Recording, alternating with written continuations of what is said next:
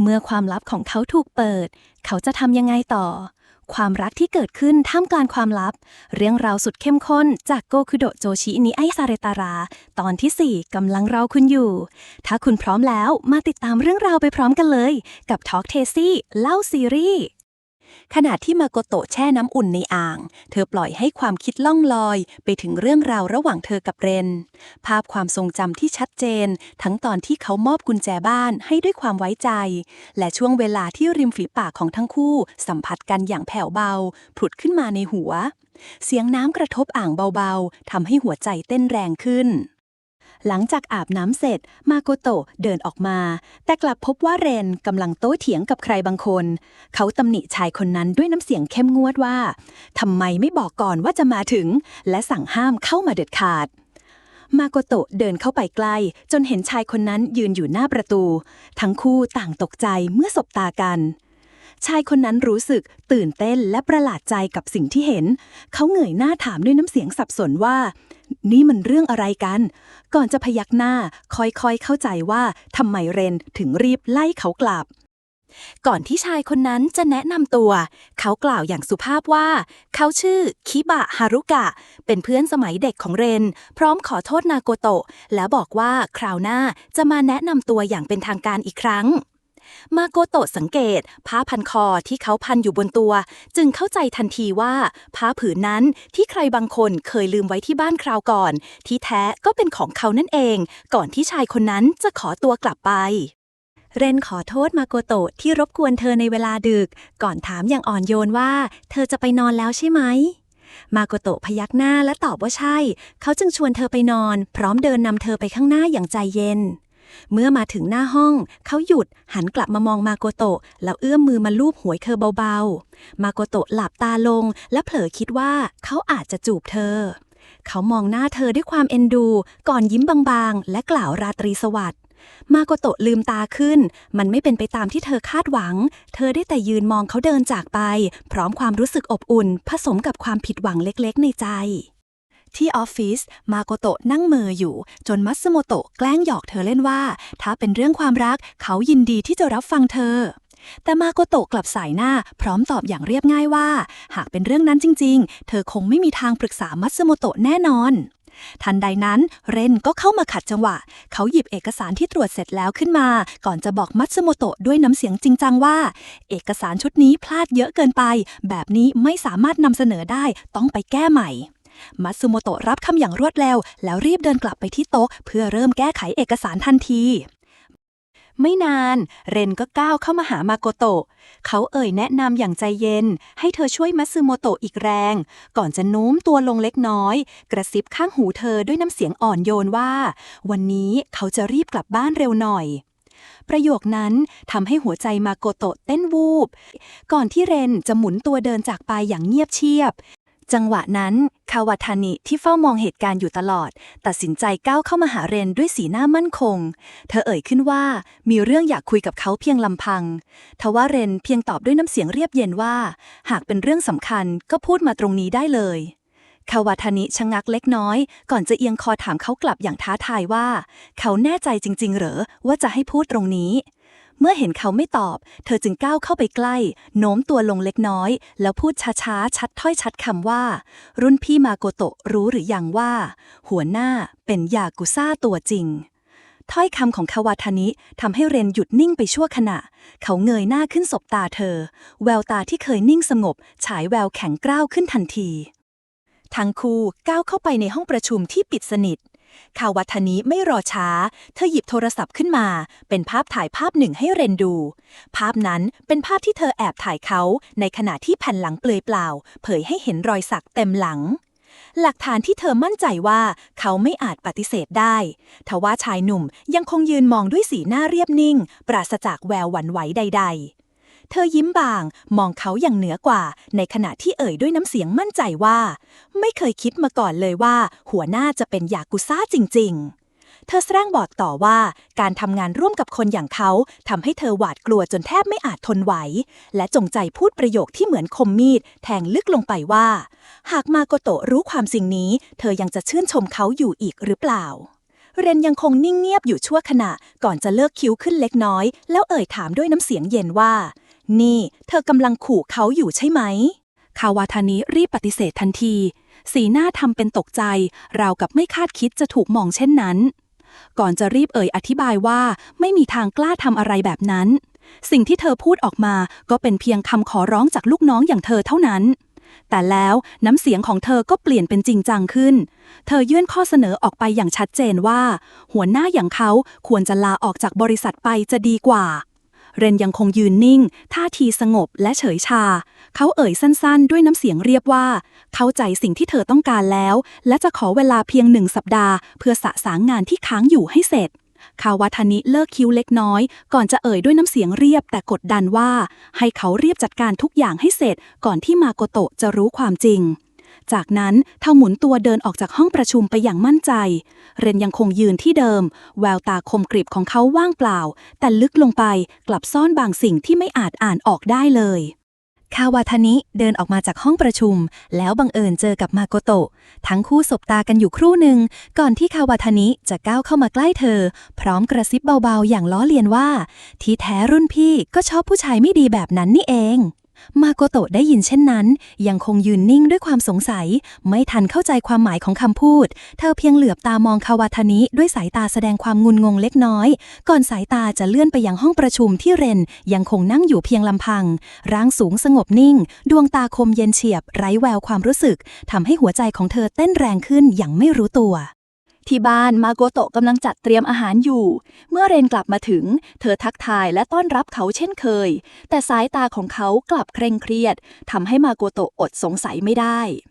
เขาพูดกับเธอด้วยน้ำเสียงจริงจังว่าในช่วงนี้อาจไม่ได้กลับมาที่นี่เมื่อเธอถามว่าเกิดปัญหาอะไรเขาตอบเพียงว่าตอนนี้ยังบอกไม่ได้แต่จะอธิบายให้ฟังในวันหลังพร้อมขอร้องให้เธอรอเขามาโกโตะเงียบไปชั่วขณะจ้องหน้าเขาอย่างตั้งใจ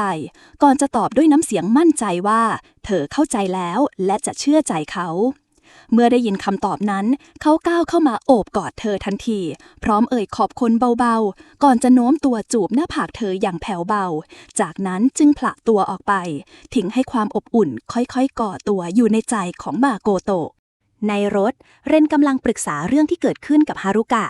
เขาฟังจบก็ถึงกับเอ่ยปากว่าคนที่กล้าข่มขู่ยากุซ่าได้แบบนี้ช่างใจกล้าจริงๆเรนเพียงตอบเรียบๆว่าตอนนี้เขาต้องอยู่ให้ห่างมาโกโตะไว้ก่อนเพราะอยากให้ความสนใจของอีกฝ่ายมุ่งมาที่ตัวเขาเพียงคนเดียวเมื่อได้ยินเช่นนั้นฮารุกะก็อดพูดไม่ได้ว่าเรนเปลี่ยนไปมากเพราะเรนโอดากิริที่เขารู้จักเป็นคนมีเหตุผลสุขุมและสามารถแยกเรื่องส่วนตัวออกจากงานได้เสมอแต่ตอนนี้มันต่างไปจากเดิมเขาขอรูปและข้อมูลของคาวาทานิเรนส่งให้ทันทีและเพียงแค่ฮารุกะเห็นรูปเท่านั้นเขาก็จำได้ว่าเคยเจอผู้หญิงคนนี้มาก่อนที่ร้านเรนย้ำกันฮารุกะด้วยน้ำเสียงหนักแน่นว่าคนเดียวที่เขาต้องปกป้องให้ได้คือมาโกโตะตลอดทั้งสัปดาห์ภายในออฟฟิศบรรยากาศดูปกติแต่ระหว่างเรนกับมาโกโตะกลับมีช่องว่างที่ไม่อาจมองข้ามทั้งคู่แทบไม่ได้พูดคุยกันเลยมาโกโตะเองเมื่อกลับถึงบ้านก็พบเพียงความเงียบที่ปกคลุมทุกมุมขณะที่เรนยังคงจมอยู่กับงานรีบสะสางทุกอย่างเคร่งเครียดที่ออฟฟิศคาวาทานิแอบมองมาโกโตะซึ่งกำลังพูดคุยเรื่องงานอย่างเป็นธรรมชาติก่อนสายตาของเธอจะเหลือบไปทางเรนที่นั่งทำงานเงียบๆแล้วพึมพำกับตัวเองเบาๆว่าเขาจะลาออกจริงหรือเปล่านะไม่นานเรนลุกจากโต๊ะเดินตรงมาหาเธอด้วยสีหน้าเรียบเฉยและเอ่ยขึ้นเรียบๆว่าอยากคุยด้วยเป็นการส่วนตัวคาวาทานิเลิกคิ้วขึ้นเล็กน้อยก่อนจะตอบเสียงดังลั่นออฟฟิศว่าหมายถึงแค่เรา2 คนใช่ไหมเสียงนั้นทำให้ทุกคนในที่ทำงานเงยหน้าขึ้นมองรวมถึงมาโกโตะที่หันมาด้วยสายตาแปลกใจเมื่อทั้งคู่มาถึงห้องประชุมคาวาทานิพูดด้วยน้ำเสียงเย้ยหยันเหมือนคนเหนือกว่าเธอบอกกับเรนว่านึกว่าเขาคงลืมข้อตกลงเมื่อสัปดาห์ก่อนเสียแล้วเพราะตลอดเวลาที่ผ่านมาเขาทำตัวราวกับไม่มีอะไรเกิดขึ้นและเธอคิดว่าเขาคงเลือกหนีปัญหาเรนไม่ตอบโต้ไม่แม้แต่จะเงยหน้ามองเพียงหยิบกระดาษแผ่นหนึ่งยื่นให้เธอเอกสารนั้นคือหนังสือแจ้งให้ออกจากงาน คาวาทานิชะงักไปครู่หนึ่งตกใจกับสิ่งที่อยู่ตรงหน้าโต้กลับด้วยความไม่พอใจว่าสมัยนี้จะไล่ใครออกได้ง่ายๆแบบนี้เลยเหรอถ้าไม่มีเหตุผลพิเศษมากพอเรนไม่เสียเวลาอธิบายเขาวางเอกสารอีกชุดลงบนโต๊ะอย่างหนักแน่นก่อนตอบกลับเสียงเรียบว่าแล้วสิ่งนี้พอจะเป็นเหตุผลพิเศษได้ไหมคาวาทานิชะงักเมื่อเห็นเนื้อหาในเอกสารมันคือหลักฐานชัดเจนว่าเธอใช้บัญชีสำรองโพสต์ข้อมูลลับของบริษัทลงบนโซเชียลมีเดียและยังมีข้อความกล่าวหาใส่ร้ายพนักงานคนอื่นอีกด้วยเธอโวยวายเสียงดังลั่นห้องประกาศปฏิเสธว่าไม่ใช่บัญชีของตัวเองแต่เรนมองด้วยสายตาเย็นชาก่อนบอกสั้นๆว่าฝ่ายบุคคลจะติดต่อไปอีกครั้งให้รออยู่ที่บ้านจนกว่าจะมีคำสั่งเพิ่มเติมสิ้นคำพูดนั้นเขาเดินออกจากห้องประชุมโดยไม่เหลียวกลับคาวาทานิที่ไม่ยอมรับความจริงวิ่งตามเรนออกจากห้องประชุมด้วยความโมโหก่อนจะขว้างเอกสารในมือใส่เขาอย่างแรงท่ามกลางสายตาพนักงานที่บังเอิญเดินออกมาพอดีและทุกคนต่างเห็นภาพบนโซเชียลมีเดียที่เธอเคยโพสต์เหน็บแนมคนอื่นชัดเจนอยู่ตรงหน้าคาวาทานิรีบปฏิเสธเสียงดังลั่นไปทั้งโถงออฟฟิศว่าเรื่องทั้งหมดไม่ใช่ความผิดของเธอแต่เป็นเพราะเรนใส่ร้ายเพราะแท้จริงแล้วเรนคือหัวหน้ายากุซ่าและเธอดันไปรู้ความลับนี้เข้าเลยถูกกำจัดเธอประกาศว่าเธอมีหลักฐานก่อนจะชูรูปถ่ายที่เป็นภาพแผ่นหลังของเรนพร้อมรอยสักขนาดใหญ่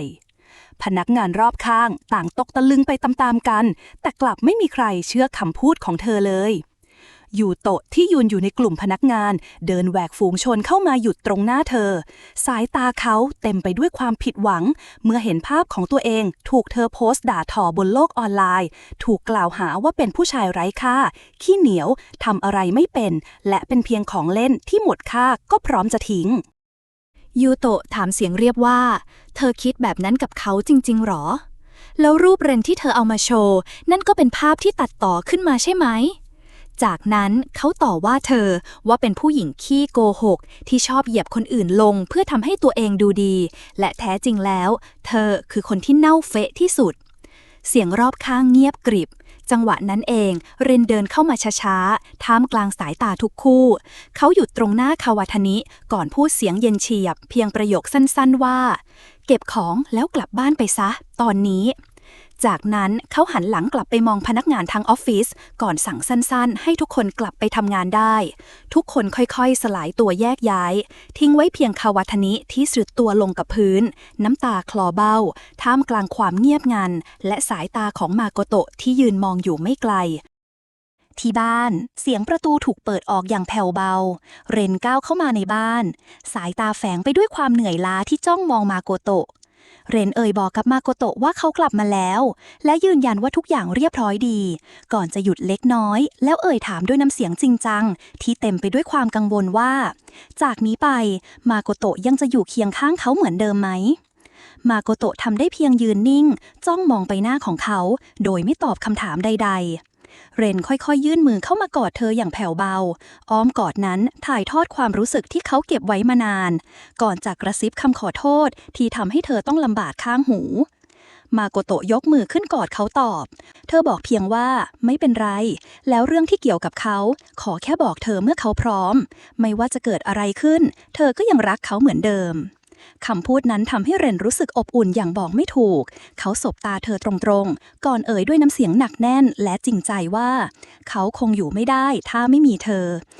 จากนั้นเขาก้มลงจูบเธออย่างแผ่วเบาและยาวนานราวกับต้องการยืนยันสิ่งที่พูดเมื่อริมฝีปากพลาออกเขากระซิบใกล้หูเธอด้วยน้ำเสียงต่ำและเต็มไปด้วยความโหยหาว่าในคืนนี้เขาคงทนไม่ไหวอีกต่อไปแล้วค่ำคืนนั้นภายใต้แสงไฟอุ่นสลัวในห้องนอนเรนมองหญิงสาวตรงหน้าปลายนิ้วของเขาไหลไปตามแก้มเธออย่างทนุถนอมเขาเฝ้ารอวันที่จะได้สัมผัสเธออย่างนี้มันนานเกินไปแล้วริมฝีปากของเขาประทับจูบลงบนริมฝีปากของเธออีกครั้งจูบที่เต็มไปด้วยความโหยหาและความรักที่ไม่เคยเอื้อนเอ่ยแต่ท่ามกลางสัมผัสอันลึกซึ้งนั้นมาโกโตะกลับชะงักเล็กน้อยเธอเงยหน้าขึ้นมองเขาอย่างไม่มั่นใจและถามว่าเธอเหมาะสมกับเขาจริงๆหรือเปล่าเรนมองลึกเข้าไปในดวงตาของเธอโดยไม่ละสายตา น้ำเสียงที่เอื้อนเอ่ยออกมาหนักแน่นและจริงใจราวกับต้องการย้ำให้เธอมั่นใจว่าเขาชอบเธอมากกว่าที่เธอเคยคาดคิดไว้เสียอีกจากนั้นจึงถามย้ำด้วยความอ่อนโยนว่าตอนนี้เธอรู้สึกสบายใจแล้วหรือยัง